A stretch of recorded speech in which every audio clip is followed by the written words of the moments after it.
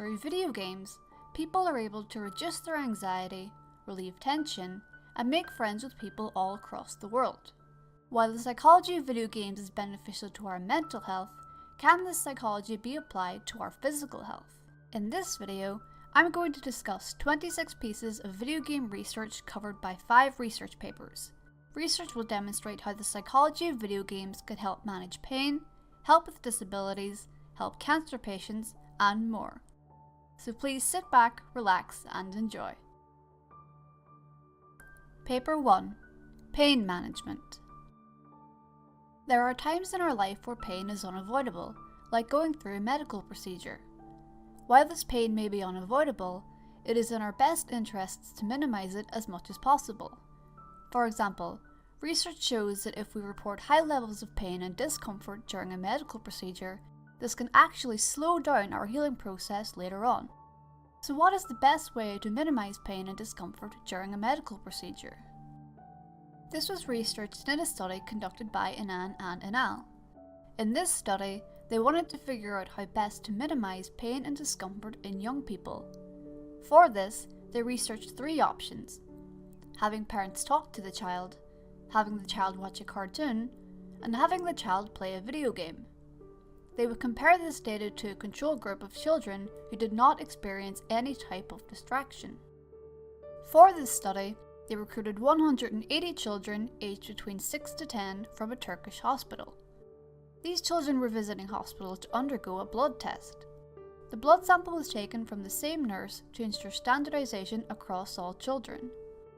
A number of measures were used to determine which distraction techniques were most effective.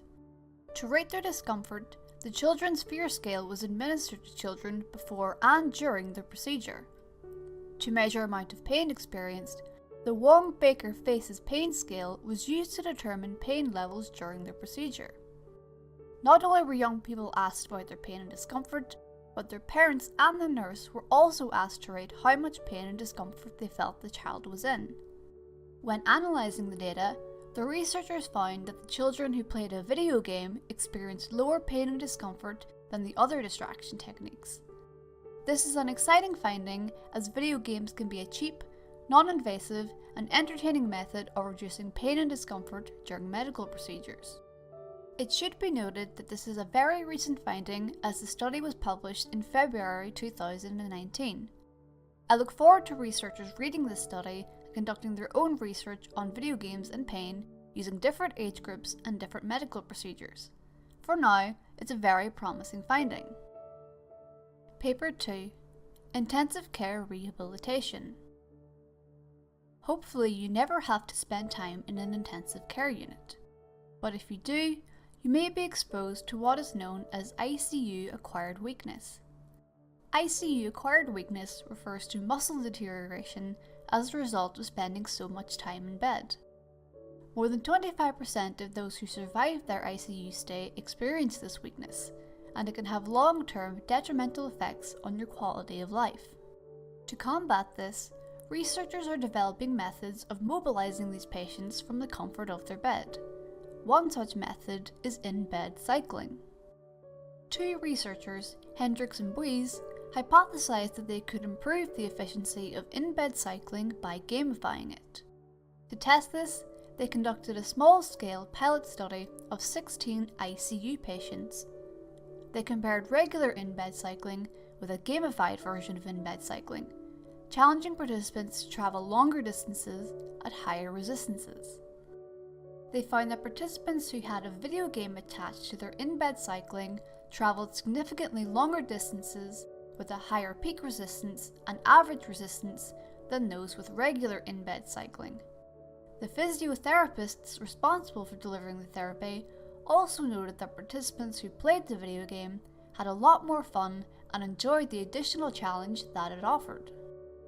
Similar to the pain study, this study is very recent, as was also published in 2019. As it is a pilot study, the findings act as a proof of concept that gamifying physiotherapy for a vulnerable population is effective. I can't wait to see the pieces of research that this finding inspires. Paper 3. Cancer Rehabilitation. So far, I have looked at recently published individual studies that act as inspiring proof of concepts. Instead of looking at an individual study regarding cancer rehabilitation, I have decided to use what is known as a systematic review. To keep things brief, a systematic review is a thorough review of a topic of research, meaning that multiple studies are discussed in one published paper. Following cancer treatment, cancer patients' quality of life may be reduced in a number of ways, including cancer-related fatigue, reduced strength, reduced mobility, and increased pain and mood disturbances. While it is difficult enough living with cancer, the evidence suggests that cancer treatments can temporarily weaken those who receive it, both physically and mentally. To counteract this weakness, bodies such as the American College of Sports Medicine and the National Comprehensive Cancer Network recommend that those receiving cancer treatment should resume their regular levels of daily activity and exercise as soon as possible. In an attempt to boost activity levels in this population, interventions such as aerobics training have been prescribed in the past.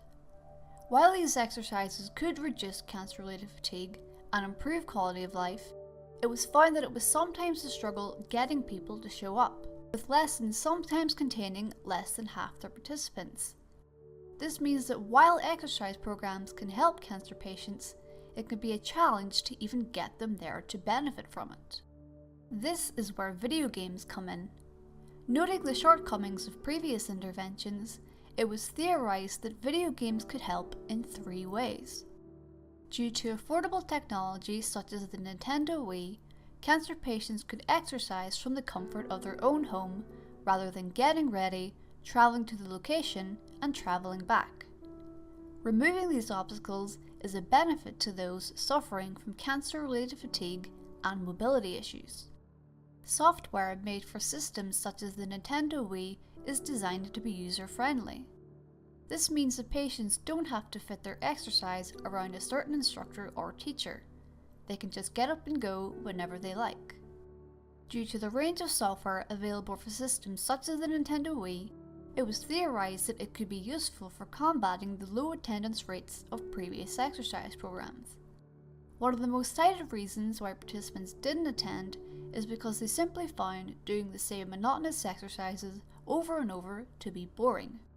Researchers speculated that providing a range of software with a range of different tasks would help combat the monotony and incentivize patients to keep playing and keep moving.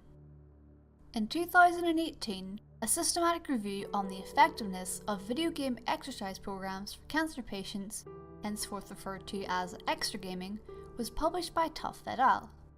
They screened 4,276 research articles to find extra gaming research conducted on cancer patients aged 18 and over. After a strict and comprehensive review process, they found 8 publications containing 7 pieces of extra gaming research. These studies were conducted in a range of countries, including Germany, Japan, the USA, and South Korea. It was noted that the severity, type, and stage of cancer differed among participants.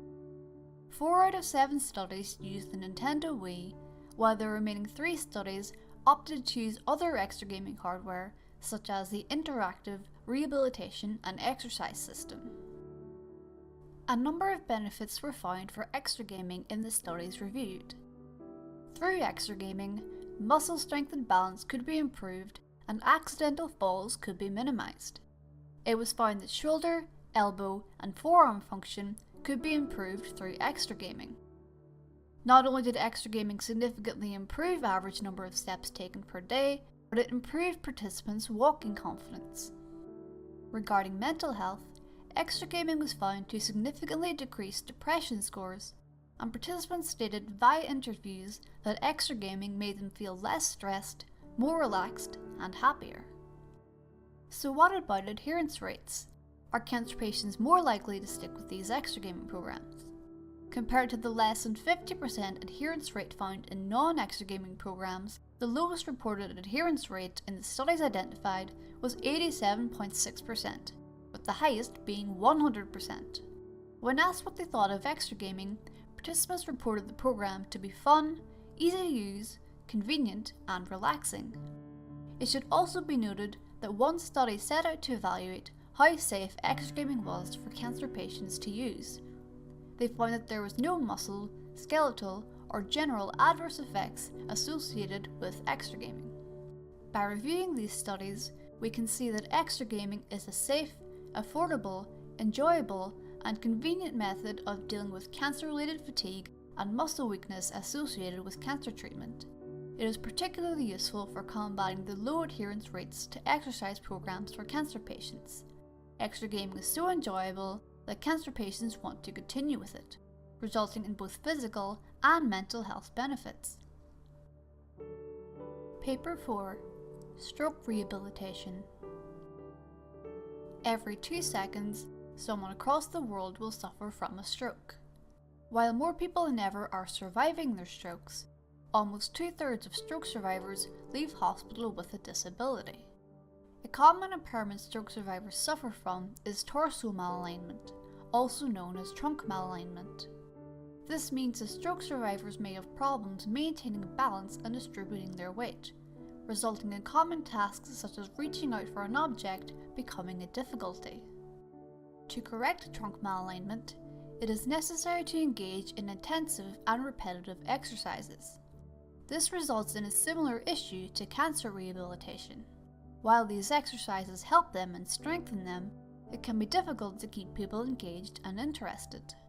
With this in mind, Kim et al., a research team in Korea, set out to combine robotic trunk control training, known as TCT, with a video game.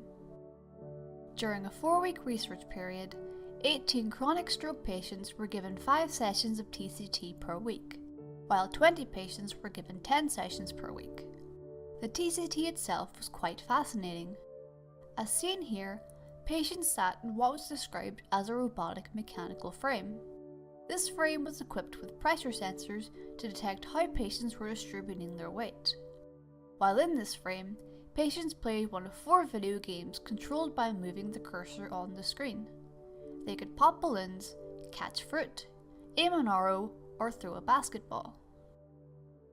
Patients were assessed on 3 key areas: how well they kept their balance while sitting, how well they kept their balance while moving, and their trunk coordination.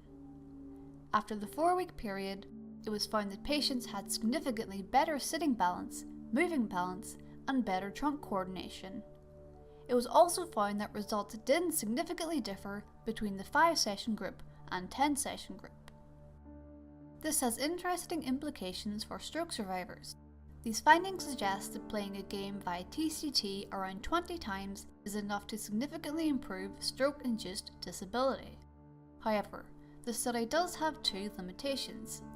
Firstly, there is no control group. This means that we can't directly compare how effective video game TCT is to regular TCT. Secondly, there is no data pertaining to whether the patients enjoyed engaging in video game TCT. While this would be beneficial for learning how to keep people engaged and interested, this is possibly due to speech limitations that have arisen due to stroke. Paper 5. Improving Life with Cerebral Palsy.